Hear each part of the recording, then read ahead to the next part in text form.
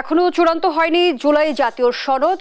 জুলাই সনদের বাস্তবায়ন প্রশ্নে রাজনৈতিক অঙ্গনে দেখা দিয়েছে মতপার্থক্য।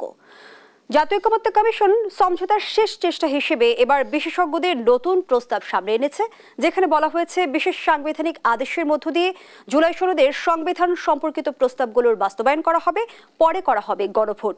যদিও কমিশনের নতুন এই প্রস্তাবেও রাজনৈতিক দলগুলো দ্বিধা বিভক্ত। এই বাস্তবতায় জাতীয় ঐকমত্যের ভবিষ্যৎ কি? সেই সঙ্গে পিআর পদ্ধতির নির্বাচনের দাবিতে রাজনৈতিক অঙ্গনে দেখা দিয়েছে নানা সংকট। সবকিছু মিলিয়ে এই মুহূর্তের রাজনৈতিক বাস্তবতা আজকের আলোচনায় আনতে চাই। দর্শক, আমি ফারনাজ জুই সবাইকে আমন্ত্রণ জানিয়ে শুরু করছি দেশ টেলিভিশনের প্রতিদিনকার আয়োজন দেশ সন্ধ্যা। আজকের আলোচনায় এগিয়ে নিতে স্টুডিওতে আছেন দুজন সম্মানিত অতিথি। চলুন একে একে পরিচিত হই। আছেন হাবিবুর রহমান হাবিব, বিএনপি চেয়ারপারসনের উপদেষ্টা। সেই সঙ্গে আরো আছেন রাশেদ খান, সাধারণ সম্পাদক, গণ অধিকার পরিষদ। দুজনকে আমন্ত্রণ জানাচ্ছি আজকের আলোচনায়। হাবিবুর রহমান হাবিব, আপনাকে দিয়ে আলোচনাটা শুরু করি। যেমনটি বলছিলাম, জাতীয় ঐকমত্য কমিশন সমঝোতার শেষ চেষ্টা হিসেবে এবার বিশেষজ্ঞদের নতুন প্রস্তাব সামনে এনেছে, যেখানে বলা হয়েছে সংবিধান সম্পর্কিত প্রস্তাবগুলো বিশেষ সাংবিধানিক আদেশের মধ্য দিয়ে বাস্তবায়িত হবে এবং নির্বাচনের দিন একই দিনে গণভোটের মধ্য দিয়ে জনগণের রায় দেওয়া হবে। কিন্তু আমরা নতুন প্রস্তাবের ক্ষেত্রেও দেখছি যে রাজনৈতিক দলগুলো দ্বিধা বিভক্ত। তাহলে ঐকমত্যের ভবিষ্যৎ আসলে কি? আপনাকে ধন্যবাদ। আপনার মাধ্যমে দেশ টিভি সম্মানিত দর্শক সচেতন সালাম, বিজ্ঞ সমালোচক আমার অত্যন্ত স্নেহধন্য মোহাম্মদ রাশেদ খানকে শুভেচ্ছা। আসলে দীর্ঘদিন ধরে তো সরকারের সঙ্গে বিভিন্ন রাজনৈতিক দলগুলি বৈঠক করছে। সব ব্যাপারে সবাই একমত হবে এমন তো না, অনেকগুলি প্রশ্নে একমত হয়েছে। এখানে আলোচনা হচ্ছে, আলোচনা আরও হয়তো হবে সামনে। শেষ মুহূর্তে না হলে কি হবে সেটা হলো প্রশ্ন। একমত তো হবে না, কোনোভাবেই হবে না, সব দল তো একমত হবে না। তাহলে সরকার কী করবে? সরকারের কাজ সরকারকে করতে হবে। সরকার একটা নির্বাচনের রোডম্যাপ ঘোষণা করেছে, তারা ফেব্রুয়ারি মাসে নির্বাচন করবে। সেই নির্বাচনের ক্ষেত্রে তাদের অনড় থাকতে হবে, তাহলেই যদি দেশটা সুষ্ঠুভাবে সামনে দিকে এগিয়ে যায়। এখন ধরেন এক দাবি করলো, ধরেন কে বলে চরমনায়, সেখানে গিয়ে জামাত সমর্থন দিয়ে এখন জামাত ওইটাকে এখন মূল হিসাবে ধরেছে যে যদি পেয়ার না হয় নির্বাচন অংশগ্রহণ করবো না। এখন অন্য অন্য দলগুলো বলে পেয়ারে আমরা নির্বাচন যাবো না, তো কী হবে? নির্বাচন হবে না। তাহলে আর নির্বাচন হবে না, তাহলে পরে সেই নির্বাচন না হওয়ার পরিপ্রেক্ষিতে যে অবস্থা সৃষ্টি হবে, দেশে দুরবস্থা সৃষ্টি হবে, তার দায় কে নেবে? তার দায় কিন্তু কম বেশি সব রাজনৈতিক দলগুলিকে নিতে হবে। আর তার যে প্রতিক্রিয়া হবে সেটা কিন্তু সবার জন্য ভয়ঙ্কর হবে। কেউ যদি মনে করে থাকে আমাদের কোনো ভয় নেই, একেবারেই ভয় নেই। কারণ আমরা দীর্ঘ 15.5 বছর, 15.5 বছর না 17.5 বছর ধরে কিন্তু আমরা একটা ফ্যাসিস্ট এবং কখনো অনলিবারের সেই অমানবিক সরকারের নির্যাতন আমরা সয়ে কিন্তু আমরা আসি, এখন টিকে আছি। কিন্তু অর্থাৎ আমরা এই ব্যাপারে মোটেই ভয় পাই না, কিন্তু দেশটার জন্য ভয় পাই। দেশের অর্থনীতি কোথায় যাবে, দেশটা যাবেটা কোথায়? এখন পেয়ার পদ্ধতিতে নির্বাচন চাচ্ছে না, কারণ পেয়ার পদ্ধতি নির্বাচন গেলে গতানুগতিক যে নির্বাচন পদ্ধতি আমাদের দেশে ছিল, ভারতে আছে, বিভিন্ন দেশে আছে, পাকিস্তানে আছে, অনেক জায়গাতেই আছে, আবার অনেক পেয়ার সিস্টেম আছে। তো সেখানে এখন যারা চাচ্ছে না, এখন জামাত যদি মনে করে থাকে যে বিশ্ববিদ্যালয়গুলো তারা জয়লাভ করেছে, ছাত্র শিবির জয়লাভ করেছে, এখন তারা মানে যেটা সাধারণ নির্বাচন, যেটা জাতীয় সংসদ নির্বাচন, সেখানে তারা জয়লাভ করতে পারবে অধিকাংশ আসনে, তাহলে জামাতকে কেউ দড়ি দিয়ে বেঁধে রাখলে ঠেকাতে পারবে না, বলবেই না তারা পিয়ারের কথা। কিন্তু হাবিবুর রহমান হাবিব, জামায়াত যেমনটা বলছে যে সবাই চাচ্ছে পিআর, বিএনপি চাচ্ছে না, তারা বলে সংস্কার চায়, কিন্তু কমিশনের প্রস্তাবে একমত হচ্ছেন না। রাজনৈতিক দলগুলোর সাথে একমত হচ্ছেন না, বিএনপি আগের অবস্থানই আছে এমনটি বলছে তারা। অন্যান্য দলগুলি যেটা বলছে জামাত, অন্যান্য দলগুলির কথা আমি বললাম তো, জামাত যদি বোঝে যে নির্বাচন গেলে ক্ষমতা যেতে পারবে, তাহলে জামাতকে সব দল বোঝালে তার বুঝবে না। জামাতের কথা হলে ক্ষমতায় যেতে হবে, জামাতের কথা হলে ক্ষমতায় যেতে হবে, অন্যান্যদের কথা হলে ক্ষমতায় যাওয়া না। একটা নির্বাচন হতে পারে, জনগণের ভোটাধিকার প্রয়োগ করতে পারে এবং দেশের জন্য গণতান্ত্রিক বিধি ব্যবস্থা ফিরে আসে। আমি জিতলাম কি না জিতলাম সেটা বড় কথা নয়, কিন্তু জামাতের উদ্দেশ্য তাকে ক্ষমতায় যেতেই হবে। ইতিমধ্যে কিন্তু জামায়াতে ইসলামীর চট্টগ্রাম অঞ্চলের পরিচালক মোহাম্মদ শাহজাহান বলেছেন জামায়াতে ইসলামী সরকারি দল হবে, বিএনপিকে বিরোধী দলে যেতে হবে। হয়তো বললাম তো, তাহলে পেয়ার পদ্ধতি কেন? পেয়ার পদ্ধতি জামাতকে বিরোধী সরকার দল গঠন করে প্রশ্নই ওঠে না, প্রশ্নই ওঠে না। জামাত পেয়ার পদ্ধতিতে বিরোধী দল সরকার গঠন করবে, প্রশ্নই ওঠে না। তাহলে তো তারা সর্বাগ্যে তারাই তো এই প্রধান সিস্টেমে তারা চাইতো। পেয়ারে যদি আপনি 51% ভোট পান বা বেশি ভোট আপনি পান, তাহলে আপনার এইতে যাবেন কোথায়? তাহলে আপনি রাজি হচ্ছেন না কেন? আর পেয়ার পদ্ধতি হলে তখন জোট হবে, তখন দাদার প্রতীকে তার নির্বাচন করতে হবে নাকি এখানে জোটে ভোট দেবে? আমি কিন্তু এখনো ক্লিয়ার না, কেউ ক্লিয়ার করেনি। আমার ভাই রাশেদ বলতে পারে পেয়ার সিস্টেম হলে কি জোট জোট জোট জোট গঠন করে তার জোটের পক্ষে ভোট দেবে না প্রতীকের পক্ষে ভোট দেবে? এটা ক্লিয়ার করেছে? ক্লিয়ার তো করেনি। এখন তারপরে তো অনেক সমস্যা তো এখানে আসছে। স্বতন্ত্র প্রার্থী যারা তাদেরকে আপনি এই দেশে ভোট করতে দিবেন না? স্বতন্ত্র প্রার্থীদের তাদের অধিকার আছে, সংবিধান তো তাদের অধিকার দিয়েছে, তারা স্বতন্ত্র প্রার্থী নির্বাচন করবে, তাদের আপনি নির্বাচন করতে দিবেন না? আর নির্বাচন করলে তাদেরকে কোনভাবে আপনি নির্বাচন করাবেন, কোন ভিত্তিতে আপনি আসন বন্টন করবেন? আবার প্রতীকে যারা নির্বাচন করবে তাদেরকে আপনি কীভাবে আসন দেবেন? ধরেন একজনের ভোট পেলে 10 লাখ, একজন ভোট পেলে 8 লাখ, একজন ভোট 7 লাখ। তো এই যে আপনার যে আসনগুলি কীভাবে বন্টন করবেন, কীভাবে বন্টন করবেন? যার যার জায়গায় স্বতন্ত্র প্রার্থীদের নির্বাচনে কোনো বাধা রয়েছে কি? না, পেয়ার পদ্ধতি হলে কীভাবে নির্বাচন করবে? তারা রেজাল্ট দেবেন কীভাবে? পেয়ার পদ্ধতিতে গেলে স্বতন্ত্র তো একজন এক জায়গায় স্বতন্ত্র, সব 300 আসনে তো স্বতন্ত্র প্রার্থী 3 ইন্ডিভিজুয়াল 300 হতে পারে, 500 হতে পারে, 600 হতে পারে। এক এখন 2জন 3জন তো দাঁড়াতে পারে স্বতন্ত্র প্রার্থী। তাহলে তাদের কী করবেন? তাদের ভোট যদি অন্য অন্য রাজনৈতিক দলের সমান হয় তাহলে ওদেরকে কীভাবে ডিস্ট্রিবিউট করবেন? রাজনৈতিক দলে যারা প্রতীকেই হবে তাদেরই বা কীভাবে দিবেন আপনি? নানা সংকট আছে। তারপরে আজকে যারা পেয়ার করে এত যারা বলছে, কিন্তু আসল ঘটনা যখন ঘটবে তখন তারা বুঝবে যে পেয়ারের কাছে গিয়ে আমাদের কি ক্ষতিটা হয়ে গেছে। পেয়ার পদ্ধতি তখন নির্বাচন হবে, সেখানে এখন আপনার বিভিন্নভাবে যে গুঞ্জন শোনা যাচ্ছে।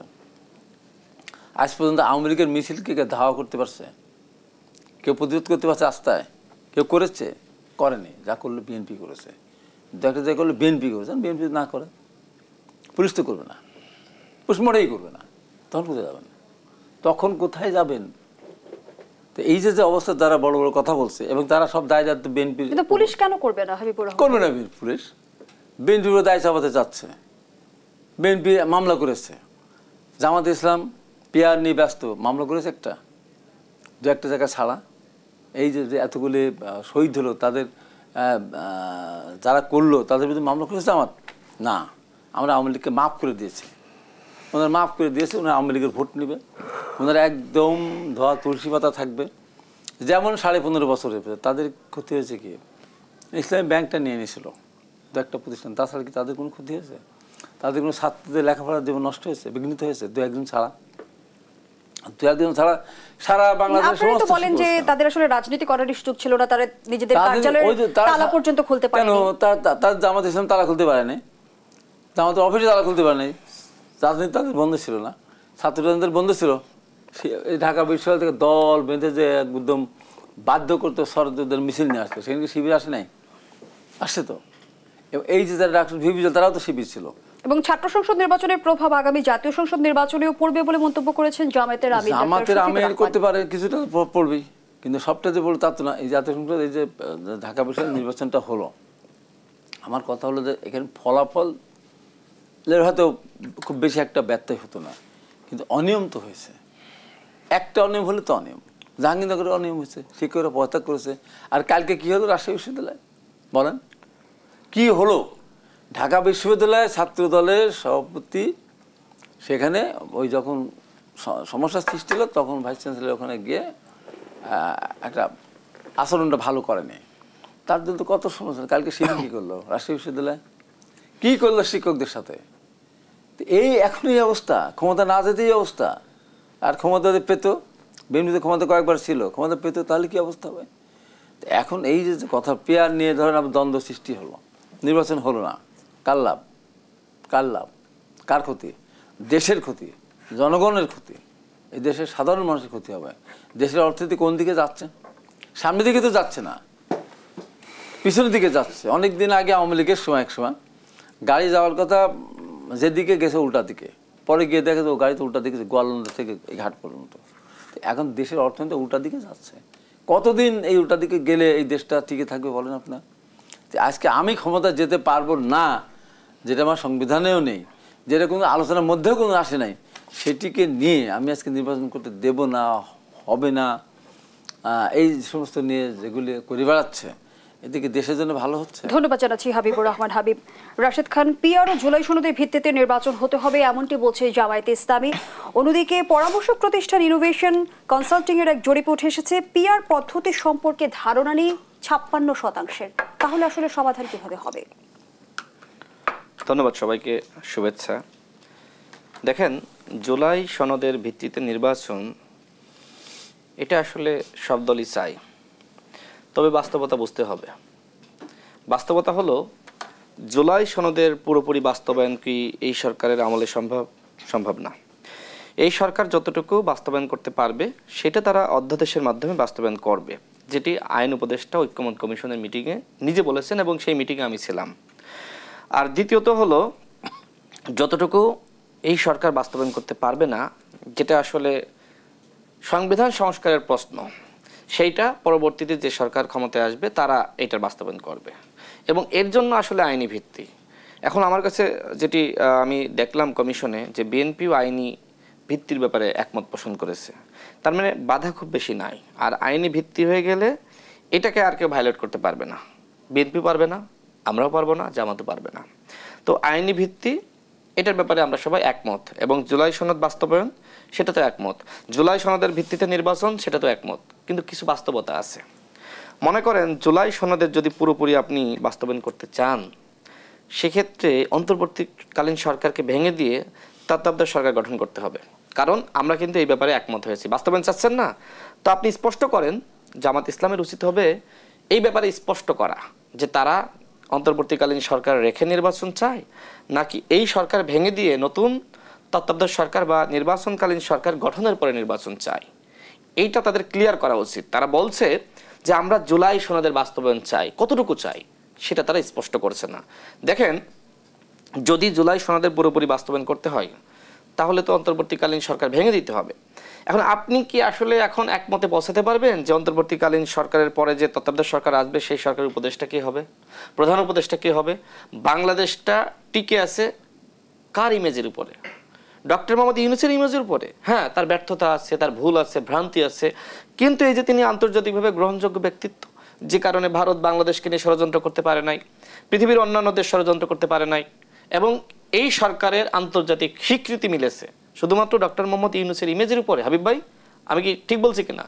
কিন্তু তার সমালোচনা আছে, তার ব্যর্থতা আছে, কিন্তু এই সরকার ভেঙে দিব, এই সরকার ব্যর্থ হয়ে যাবে, এই সরকারের বাদ দিয়ে আমি নতুন সরকার গঠন করব, এই প্ল্যান তো আওয়ামী লীগের প্ল্যান।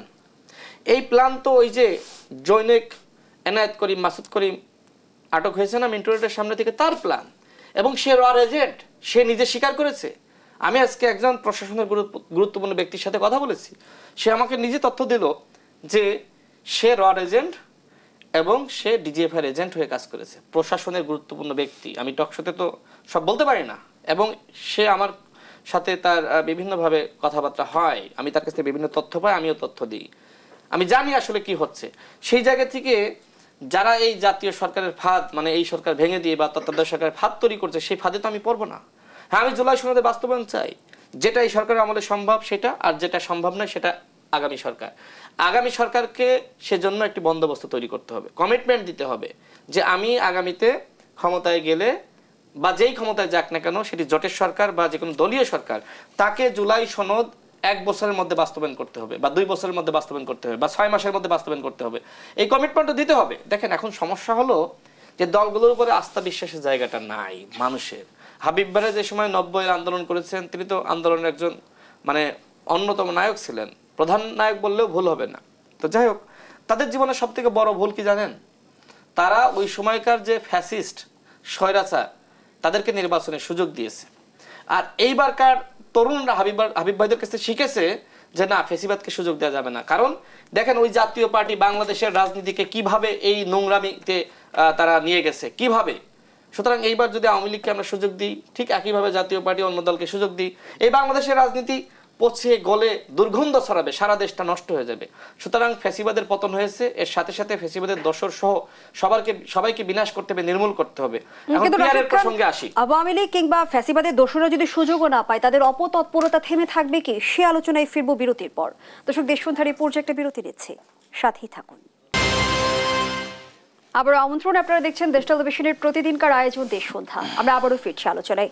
রাশেদ খান যে প্রশ্নটি রেখে বিরতিতে গিয়েছিলেন, আওয়ামী লীগ কিংবা ফ্যাসিবাদের দোসররা যদি আগামী নির্বাচনে সুযোগ না পায়, তারপরও কি তাদের অপতৎপরতা থেমে থাকবে?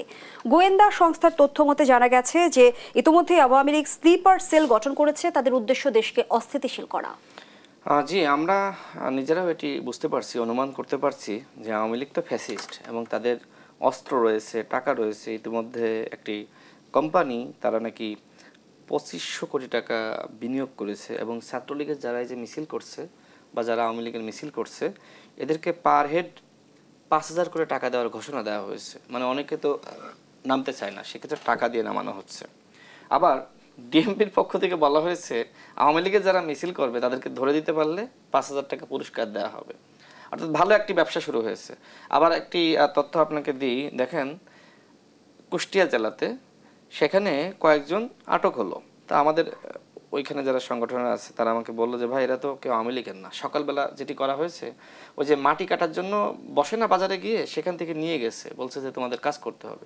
তো মাঝপথে নিয়ে যাওয়ার পরে বলছে তোমাদের কোনো কাজ করা লাগবে না, জাস্ট 1 মিনিটের একটি এই ব্যানার ধরে তোমরা থাকবে, একটি ভিডিও করব। তো ঠিক আছে, বোকাশোকা লোকজন, লেখাপড়া কম জানে, মাটি কাটে কারা, তারা তো বোঝেন, শ্রমিক মানুষ। এরা ওইটা করেছে, মানে মিছিলে জাস্ট স্লোগান দিয়েছে। তো এই ভিডিও ফেসবুকে যখন ছেড়েছে এদেরকে তো চিনে চিনে অ্যারেস্ট করেছে। তার মানে মিছিল যারা করছে অনেকটা ভাড়া করা লোকও আছে। 5000 টাকা করে দিলে কিন্তু অনেকে ভাবে 1 মিনিটে তো আমি তো অ্যারেস্ট হব না। মানে এই ধরনের চক্রান্তে তারা লিপ্ত হয়েছে। অনেক সাধারণ মানুষই কিন্তু এর ভিকটিম হচ্ছে। তো যাই হোক, আওয়ামী লীগ তো ছেড়ে দিবে না আমার কাছে মনে হয়। আওয়ামী লীগ একটি নোংরা প্ল্যান তারা নিবে। আমার কাছে মনে হচ্ছে তারা এই তফসিল ঘোষণার আগে জ্বালাও পোড়া শুরু করবে। তারা নানানভাবে মানুষকে হত্যাযজ্ঞ শুরু করবে এবং তারা তাদের মানে তাদের যে দেশ, আমি তো আওয়ামী লীগকে বাংলাদেশের দল মনে করি না, ভারতের দল মনে করি। সেই জায়গা থেকে ভারত থেকে ইনভেস্টমেন্ট আসতে পারে, ভারত থেকে ফান্ড আসতে পারে। আমরা দেখেছি, দেখেন বিমানবন্দর দিয়ে ওই সময় যেদিন হাসিনার পতন হলো 5 আগস্ট, অনেকে ভারতীয় নাগরিক চলে গেল এবং তাদের কিন্তু আপনার আইন শৃঙ্খলা বাহিনীর পোশাক আমরা এটাও দেখেছিলাম হাবিব ভাই।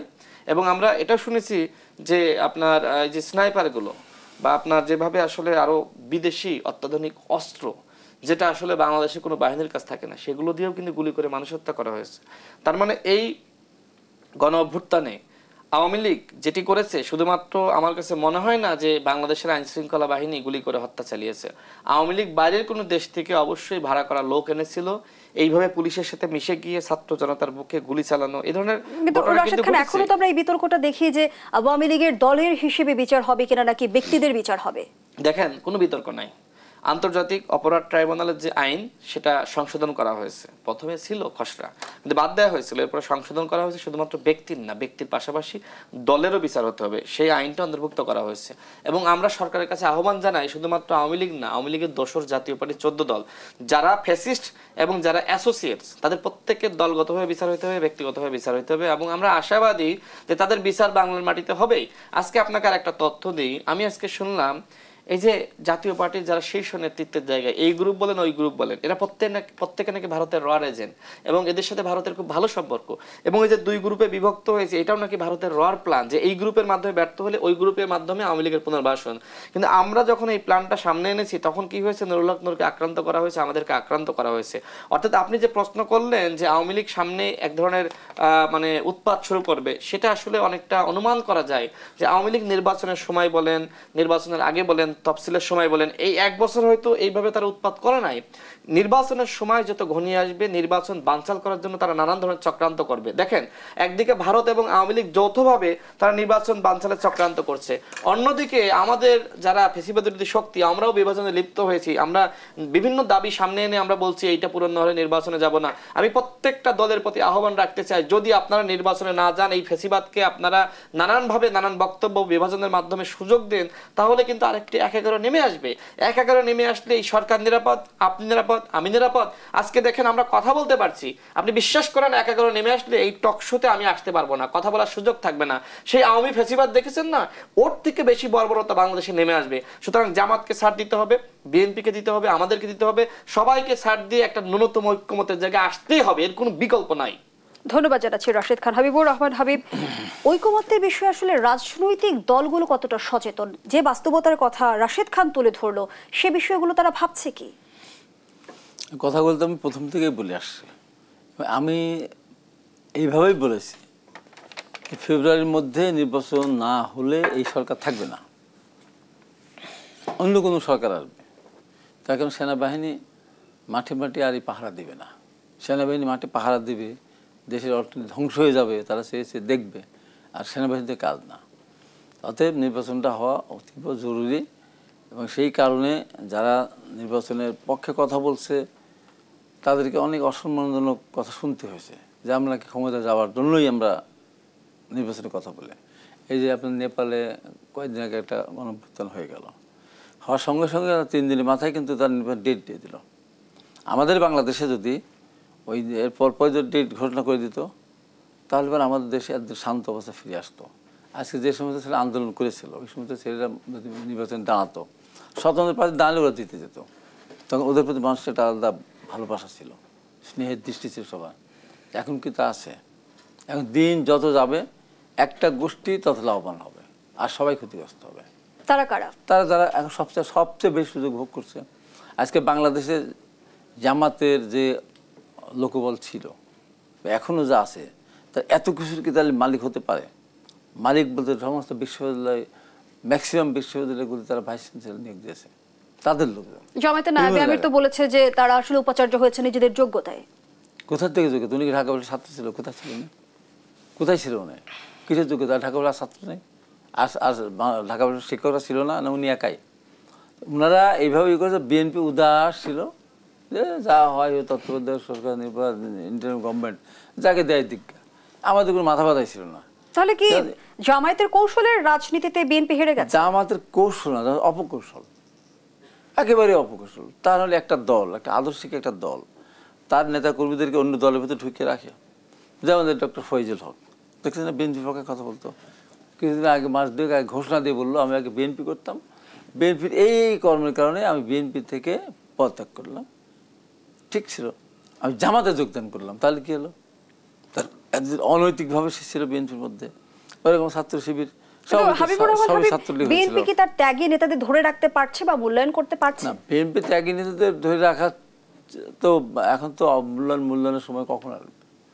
নির্বাচনের সময় একটা আসে, আর আপনার কমিটি গঠন করার ক্ষেত্রে আসে। আমরা তো কমিটি গঠন করার ক্ষেত্রে আমাদের যথেষ্ট চেষ্টা করতেছি, যাদের মাঠে ছিল, যারা কাজ করেছে তাদেরকে আমরা সামনে নিয়ে আসতে। আপনি একটা কথা বলেন তো, জামাত যে এত সুবিধা ভোগ করলো, কোন অধিকারে, কোন অবদানটুকু এই দেশের জন্য তাদের আছে বলতে পারবেন? একটা অবদান কথা বলতে পারবে? জামাত বলুক এই দেশের জন্য আমরা এই কাজটা করেছি, বলতে পারে ওদের দলের লোকের জন্য করে, দেশের জন্য কোন কাজটা করেছে? স্বাধীনতা যুদ্ধে তারা অংশগ্রহণ করেনি।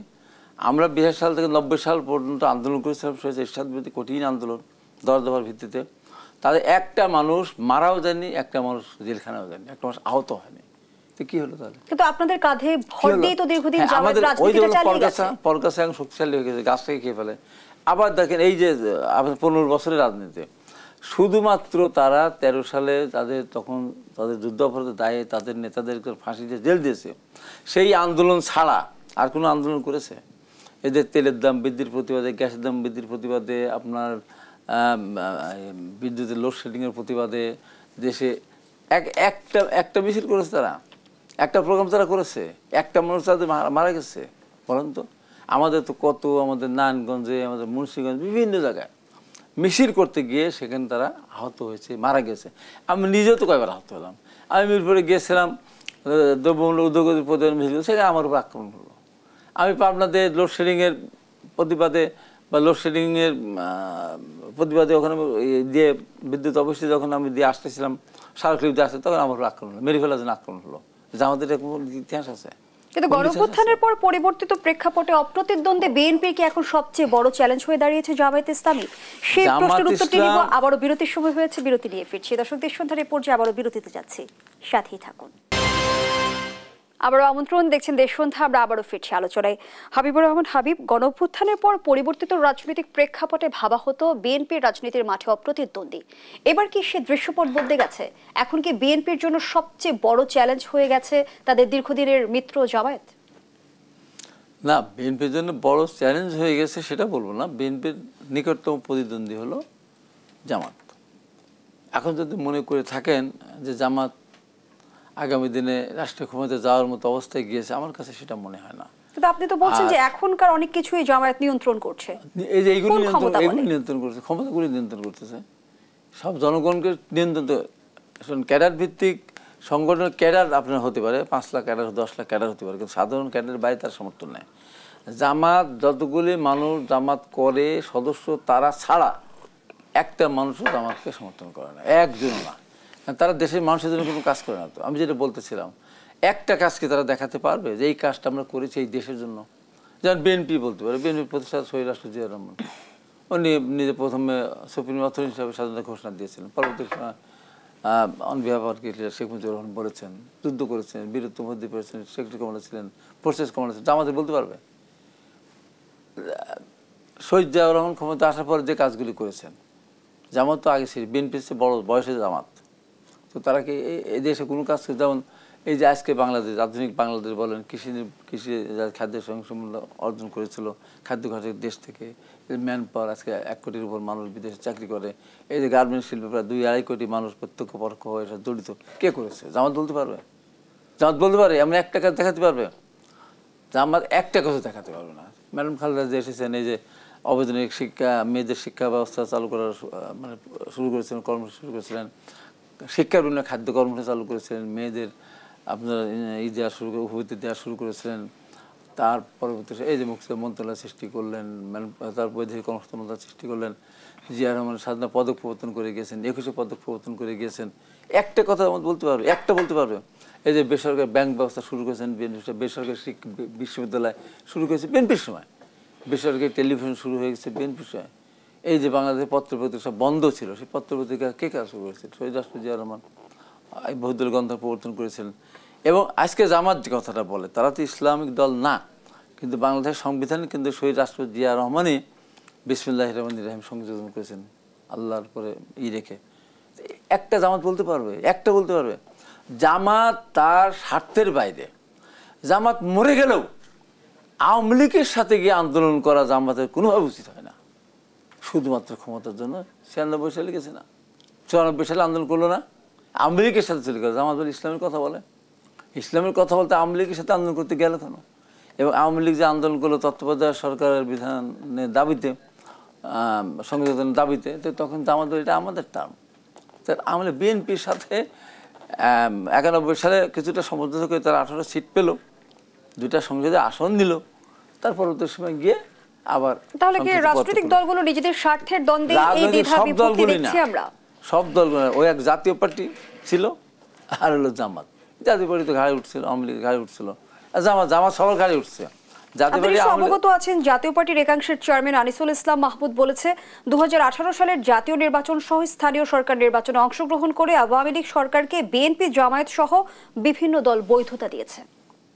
18 সালে সবাই নির্বাচনে গিয়েছিল, আমরা সবাই গিয়েছেন। তো ওইটা বৈধতা, তারা যে সাথে ছিল, তারা যে 18 সালের নির্বাচনে তাদের সিট ভাগাভাগি তারা করেছে না, বিএনপি তার আওয়ামী লীগের সিট ভাগাভাগি, সেটাই তারা বলতে চাইছে যে দোষটা আসলে জাতীয় পার্টিকে দেয়া হয়েছে, জাতীয় পার্টি ভাগীদার অন্যান্য দলও না। না, তা হবে কেন?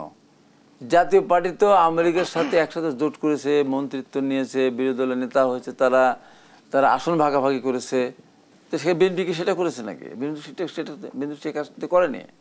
জাতীয় পার্টি যদি আপনার 2018 সালের বিতর্কিত নির্বাচন, বিএনপি বারবার বলেছে সেই নির্বাচন বিতর্কিত হয়েছে। 18 সালের নির্বাচন বিতর্কিত ছিল না, আওয়ামী লীগ বিতর্কিত করেছিল। 18 সালে তারা বলেছিল, যদিও তত্ত্বাবধায়ক সরকার বিধান থাকা অবস্থায় তারা কিন্তু নির্বাচনটা করেছে। আর পরে তো ভোটটা হলো পরে, নির্বাচন গেল তখন কি বলল তৎকালীন প্রধানমন্ত্রী, যে আমার বিশ্বাস রাখেন নির্বাচন সুষ্ঠু হবে। যদি ওই কথা বিশ্বাস করা উচিত হয়নি, বিশ্বাস রাখেনি। কিন্তু আপনাদের যখন ভুল ভাঙলো তখনও তো ভুল ভাঙাতো না, সংসদে গেলেন। ভুল ভাঙাতো না। আপনাকে আমার বাড়িতে দাওয়াত দিয়ে নিয়ে আসলাম, এসে আপনার হলো শুকনা মরিচ আর লবণ দিয়ে ভাত খেতে দিলাম। আপনি যখন দাওয়াত খেতে আসবেন তখন ভাবছেন পান্তা ভাত খেতে আমাকে দাওয়াত করছি? তাহলে সেই সময় কি আওয়ামী লীগের ফাঁদে পা দিয়েছিলেন আপনারা? আওয়ামী লীগ ফাঁদ, অপকৌশল ছিল আওয়ামী লীগের। অপকৌশল ছিল বলেই তো দেশ থেকে আজকে পালিয়েছে। ওই অপকৌশল না করতো, ধরেন অন্যান্য বিরোধী দল 120-130টা সিটও যদি পেত, তারা ক্ষমতা থাকতো। আবার 24 সালে যদি আপনি একটা নির্বাচন পালাতে হতো। 24 সালে যদি সব দলকে নির্বাচন যদি করার সুযোগ করে দিত, তা আজকে দেশ থেকে তো পালাতে হতো না। হয়তো বিরোধী দল বিএনপি জোর তখন এরা ছিল, আমাদের গণ অধিকার পরিষদ থেকে শুরু করে অনেকগুলো দল ছিল, সবাই মিলে যদি নির্বাচন করতো হয়তো এই তাহলে কি রাজনীতিটা এমন হাবিবুর রহমান হাবিব যে ক্ষমতার ভাগাভাগি হলে সেখানে আসলে আপোষ করতে প্রস্তুত যে কোনো রাজনীতিক দল? ক্ষমতার ভাগাভাগির ক্ষেত্রে এটা আমি বলবো, ক্ষমতার রাজনীতিতে ক্ষমতার ভাগাভাগি একটা রাজনীতি করে তো মানুষের সেবা করতে হলে তো আপনার যে কোনো একটা জায়গায় যেতে হবে, কিন্তু জামাতের কৌশলটা টোটালি অপকৌশল। এই যে তারা ঢাকা বিশ্ববিদ্যালয়ের ছাত্রদেরকে খাওয়াইছিল, আপনি ইফতার খাওয়াইছিল, সেরি খাওয়াইছিল, ঈদের সময় গরু মাংস খাওয়াইছিল, উদ্দেশ্য ছিল যে আমরা ভোট নেবো সামনের দিকে, সৎ উদ্দেশ্য না। আপনি একটা জামাত, আমি এখানে চ্যালেঞ্জ, একজন জামাতে একজন নিয়ে আসতো, তাদের কর্মী বাদে, তাদের সমর্থক বাদে, জামাতের কোনো কাউকে বাদে তার ভাইও যদি অসুস্থ হাসপাতালে পড়ে থাকে অথবা যদি আপনার এতে পড়ে থাকে দেখতে যায় না। আমি যে আমার ঈশ্বরদী কলেজের সাবেক ভিপি ফাঁসির আসামি ছিল, আওয়ামী লীগ 3 ভাইকে তারা ফাঁসি দিয়েছিল, বাবলু, পলাশ এবং শাহিন। ও অসুস্থ, আমি ঢাকা মেডিকেল কলেজ দেখতে গেলাম। জামাত আসে দেখতে? আসে? কোনোদিন আসবে না। আমরা কিন্তু জামাতের একজন লোক যদি অসুস্থ হয়ে যায় আমরা দেখতে চাই, যে তারা কাউকে দেখে হাসপাতাল দেখতে যায় না। ধন্যবাদ জানাচ্ছি। রাশেদ খান, রাজনৈতিক অঙ্গনে বর্তমান সময়ে একটা গুঞ্জন শোনা যাচ্ছে যে এনসিপি এবং গণ অধিকার পরিষদ একীভূত হচ্ছে, এই গুঞ্জনের সত্যতা আসলে কি? ধন্যবাদ। দেখেন, এনসিপি এবং গণ অধিকার পরিষদের উত্থানটা একই রকম, এবং আমরা একসাথে 2018 সালের কোটা সংস্কার আন্দোলন করেছি, 2019 সালের ডাকসু নির্বাচন, সেই নির্বাচনে নুরুল হক নূর ভিপি ক্যান্ডিডেট, আমি জিএস ক্যান্ডিডেট। আমাদের প্যানেল থেকে নাহিদ ইসলাম এবং আক্তার হোসেন যারা এনসিপি নেতৃত্ব দিচ্ছে, তারা দুজনেই কিন্তু নির্বাচন করেছে। এছাড়া তাদের অধিকাংশ নেতাকর্মী একসময় যারা শীর্ষ পর্যায়ে, তারা আমাদের সাথে ছাত্র অধিকার পরিষদের রাজনীতি করেছে, যে কারণে তাদের সাথে আমাদের রাজপথের একটি সম্পর্ক এবং বোঝাপড়া আছে, এবং এই একসাথে পথে চলার আলোচনা বিভিন্ন সময় হয়েছে। এমনকি তারা যখন দল গঠন করে তখন এই ধরনের আলোচনা ছিল যে আমরা একসাথে কিছু করতে পারি কিনা, তখন হয়নি। এখন আবার নতুন করে এই ধরনের আলোচনা শুরু হয়েছে। আমরা দুই পার্টির যারা শীর্ষ পর্যায়ের নেতৃত্বের জায়গায় রয়েছে, আমরা বসেছি, কথা বলেছি, সবাই অত্যন্ত ইতিবাচক যে আমরা একসাথে কাজ করতে পারি কিনা। এখন এইটা ডিপেন্ড করতেছে আমরা আসলে কতটুকু স্যাক্রিফাইস করার মানসিকতা আমরা ধারণ করব।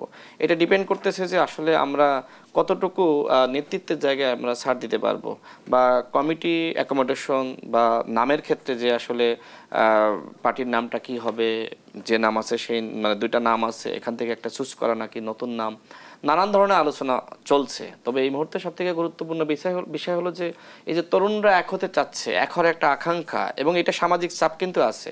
মানুষ চায় যে তরুণরা এক হয়ে কাজ করুক। ডাকসু নির্বাচন, জাকসু নির্বাচন দেখেন, তরুণরা যদি বিভাজিত না হতো তাহলে কিন্তু ফলাফল অন্যরকম হতে পারতো। ভাই যেটি বললেন আমি সেখানে একটু অ্যাড করি। দেখেন, ওয়েলফেয়ার মেকানিজম ভালো, আমরা কিন্তু কল্যাণ রাষ্ট্র চাই, সেটা ভালো, কিন্তু কল্যাণটা কে করবে? সরকার। কিন্তু কল্যাণ যদি কোনো পলিটিক্যাল পার্টি, যার টাকা আছে সে করতে পারলো, সে ভোট পেলো, আর আমার যার টাকা নেই আমি তো করতে পারলাম না, সেক্ষেত্রে তো আমি পিছিয়ে গেলাম। ডাকসু নির্বাচনে যেটা হয়েছে, শিক্ষার্থীরা একাডেমিক নেতাকে ভোট দিয়েছে, রাজনৈতিক নেতাকে ভোট দেয়নি। বিনিয়ামিন মোল্লা, আপনি নিশ্চয়ই জানেন, ছাত্র অধিকার পরিষদের সভাপতি, যে এই ডাকসুর জন্য অনশন করলো, সে 4 বার জেল খেটেছে, সে 6 মাস কন্ডেম সেলে ছিল। কত ত্যাগ! হাবিব ভাইদের সময় যেটি হয়েছে, এই ধরনের ত্যাগ যে করতো তাকে সবাই ভিপি হিসেবে নির্বাচিত করতো। আর এইবার যেটা হয়েছে যে আসলে ওই যে শিক্ষার্থীর বিপদ আপদে বা রমজানের সময়, কোরবানির সময় বা বিভিন্নভাবে স্কলারশিপ দিয়েছে, তাকে ভোট দিয়েছে। সুতরাং প্রকৃতপক্ষে যে রাজনৈতিক নেতা, তারা কিন্তু ডাকসুতে নির্বাচিত হতে পারেনি। যাদের টাকা আছে, যারা টাকা খরচ করতে পেরেছে, তারাই নির্বাচিত হয়েছে। এবার তো বলা হচ্ছে যে জাতীয় নির্বাচনেও তরুণদের মতামত প্রাধান্য পাবে, যেহেতু মোট ভোটারের 30% তরুণ ভোটার। সেটা ঠিক আছে, কিন্তু ওই যে যারা টাকা পয়সা খরচ করতে পারবে, দেখেন বাংলাদেশে গণ অভ্যুত্থান হয়েছে, কিন্তু আমার মনে হয় না আমাদের মানসিকতার কোনো অভ্যুত্থান হয়েছে, মানসিকতার কোনো পরিবর্তন হয়নি। আমার অঞ্চলে ঝিনাইদহ জেলাতে যেটি হয় যে একটি ব্যবসায়িক কোম্পানি তারা যেটি করতো, 50,000 পরিবারকে আপনার কুরবানির ঈদের কি করতো, 2 কেজি করে মাংস দিত। আর কি করতো, রমজানের ঈদে আপনার 50,000 প্রায় পরিবারকে আপনার ঈদ সামগ্রী দিত। কারণ তারা কি মনে করে, তারা মনে করে যে আমাদের তো পাশে দাঁড়াচ্ছে, যে এলাকার রাস্তাঘাটের কোনো উন্নয়ন করে নাই, এলাকার স্কুল কলেজের শিক্ষা ব্যবস্থার কোনো উন্নয়ন করে নাই, কোনো ধরনের চিকিৎসা ব্যবস্থার উন্নয়ন হয়নি। এখন মানুষ তো, সাধারণ মানুষ তো অনেকটা বুঝতে পারে না, না বোঝার কারণে মনে করে আমাকে কেউ 500 টাকা দিলে, আমার কেউ দান খয়রাত করলে ওই মনে হয় ভালো। এই যে আমরা জাতীয় পর্যায়ে রাজনীতি করছি, আপনি দেখেন তৃণমূলে কিন্তু আমরা ওইভাবে রাজনীতির সাথে আসলে কুলিয়ে উঠতে পারছি না, কারণ আমাদের টাকা নাই, আমাদের ইমেজ আছে, মানুষ ভালোবাসে, কিন্তু দিন শেষে যে টাকা দেয় দেয় তার কাছে দৌড়ায় সবাই। এখন এই ব্যবস্থা তো আপনার চেঞ্জ করতে হবে। আমরা যারা নতুন রাজনীতির কথা বলছি, আমরা তো তারাই দেখছি আমরা পুরাতন রাজনীতির ভিতরে মাসল পাওয়ার, মানি পাওয়ারের মধ্যে ঢুকে পড়ছি। আর আমি পিয়ারের ব্যাপারে একটু 30 সেকেন্ড বলতে চাই। দেখেন, বাংলাদেশের বাস্তবতায় নিম্নকক্ষে পেয়ার কিন্তু গ্রহণযোগ্য না, উচ্চকক্ষে পেয়ারের ব্যাপারে অনেক দল একমত। আমরা 21 সালে যখন দল গঠন করি, আমরা ওই সময় কিন্তু বলেছি যে উচ্চকক্ষে পেয়ার হতে হবে। তারপরে আমরা কিন্তু ছাড় দিচ্ছি একতার স্বার্থে, আমরা বলছি যে আমাদেরকে সবাইকে ছাড় দিতে হবে। এখন জামাত যদি মনে করে নিম্নকক্ষে পেয়ার না হলে বাংলাদেশে আমি নির্বাচন হতে দিব না, তাহলে কি হবে? আওয়ামী ফ্যাসিবাদ ব্যাক করবে। আর আওয়ামী ফ্যাসিবাদ ব্যাক করলে কি ওই শিবিরের ছেলেদেরকে ক্রসফায়ার দিয়েছে না, গুম করেছে না, জামাতকে করে নাই? ওই অবস্থা তো আবার সৃষ্টি হবে, ঠিক একই বিএনপিরা হবে, আমাদের হবে, সবার হবে। এই বাংলাদেশে যদি নির্বাচনটা না হয় তাহলে আবারও 1-11 নেমে আসবে। আর 1-11 নেমে আসলে উপদেষ্টা পরিষদের কেউ আসলে থাকতে পারবে না, এদের প্রত্যেককে জেলে ঢোকাবে। সুতরাং আমি সরকারকে বলবো, আমাদের ভিতরে আলোচনা হয়েছে, সব হয়েছে, আমরা যেহেতু একমতে আসতে পারতেছি না, সিদ্ধান্ত আপনারা নেন। আপনারা যদি সিদ্ধান্ত নিতে ভুল করেন তাহলে এদেশে আবারও আওয়ামী ফ্যাসিবাদের পুনর্বাসন হবে, এদেশে আবারও ফখরুদ্দিন মঈনুদ্দিনের জন্ম হবে, এদেশ রসাতলে চলে যাবে, এদেশের অর্থনৈতিক ব্যবস্থা বলেন, এদেশটা ধ্বংস হয়ে যাবে। সুতরাং সরকার যদি সিদ্ধান্ত নিতে ভুল করে তাহলে আমাদের এর খেসারত দিতে হবে। আপনি নিশ্চয় অবগত আছেন, আজ জাতিসংঘের সাধারণ পরিষদের অধিবেশনে যোগ দিতে যুক্তরাষ্ট্রে যাচ্ছেন প্রধান উপদেষ্টা, এবং এবার যুক্তরাষ্ট্রের প্রধান উপদেষ্টার সফর সঙ্গী হচ্ছেন 4 জন রাজনীতিবিদ। সে বিষয় নিয়ে আমরা রাজনৈতিক অঙ্গনে নানা প্রশ্ন দেখছি যে প্রধান উপদেষ্টার সরকারি সফরে রাজনৈতিক প্রতিনিধিদের কেন আসলে সঙ্গী হিসেবে নিয়ে যাওয়া হচ্ছে, নির্দিষ্ট 3টি দলেরই কেন প্রতিনিধিদের নিয়ে যাওয়া হচ্ছে, আমি কত সময় বলবো এখন, কি ভূমিকা রাখবে? আমি 2 মিনিটে শুনবো। আচ্ছা, তাহলে 2 মিনিটে বলি। দেখেন, আমাদের সাথে এই সরকার শুরু থেকে বৈষম্য করছে, তারপরে আমরা সরকারকে সমর্থন দিয়েছি। সরকার সবসময় 3টি দলকে গুরুত্ব দিয়েছে, বিএনপি, জামাত, এনসিপি, এবং তারা কিন্তু এটা প্রতিষ্ঠিত করে ফেলিয়েছে। নতুন একটি দলকে সরকার প্রতিষ্ঠিত করেছে। যাই হোক, আমরা সমালোচনা করেছি যে সরকারের বোঝা উচিত। আমি সর্বশেষ মিটিংয়ে প্রধান উপদেষ্টাকে বলেছি, মাননীয় প্রধান উপদেষ্টা, এইভাবে যদি আপনারা আমাদের ভিতরে বিভাজন সৃষ্টি করেন, আমাদের ভিতরে বৈষম্য করেন, তাহলে বৈষম্যহীন বাংলাদেশ যে আপনারা গঠন করতে চান সেটা কি পারবেন? আপনি শুধুমাত্র 3টা দলের প্রতিনিধি বিমানে চড়িয়ে আপনার সফরসঙ্গী করে দেশের বাইরে নিয়ে যাচ্ছেন, বাকি দলগুলো হৃদয় তো খানখান হয়ে যাচ্ছে, তারা কষ্ট পাচ্ছে না। তো সরকার তো এগুলো বুঝতে চায় না, কেন চায় না আমি জানি না। এইটা আমাদের সাথে অন্যায় করেছে সরকার। সরকার উচিত ছিল আলোচনার ভিত্তিতে সিদ্ধান্ত নিয়ে কাদেরকে নিবে সেটা একটি সিদ্ধান্ত না, ঐক্যমত্য কমিশনের মিটিং এ নিতে পারতো, প্রধান উপদেষ্টা মিটিং এ নিতে পারতো। 30 সেকেন্ড আপনার মন্তব্য নিতে চাই যে এই যে 4 জন রাজনীতিবিদ সফর সঙ্গী হচ্ছেন প্রধান উপদেষ্টা, সেটা কি আন্তর্জাতিক কূটনীতির অংশ হিসেবে নিচ্ছে নাকি বাংলাদেশের রাজনৈতিক প্রেক্ষাপট বিবেচনায়?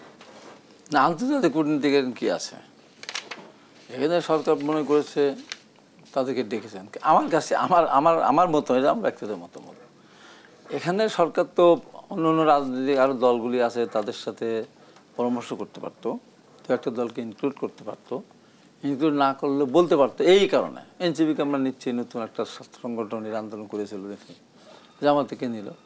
এখানেও সরকারের দৃষ্টিভঙ্গি আমি বলবো, সরকার এখানে আমাদের পার্টির মহাসচিবকে রাখে, তাদের তো ওখানে আমি যদি যেতেন, আবার বয়স সবকিছু তারুণ্য সব ঠিক আছে, সেখানে আপনি আসলে আলোচনার প্রয়োজনীয়তা দেখছেন। অসংখ্য ধন্যবাদ জানাচ্ছি হাবিবুর রহমান। হাবিব, ধন্যবাদ জানাচ্ছি রাশেদ খান আপনাকে। দর্শক, শেষ করছি দেশ সন্ধ্যার আজকের আয়োজন। ধন্যবাদ এতক্ষণ আমাদের সাথে থাকার জন্য।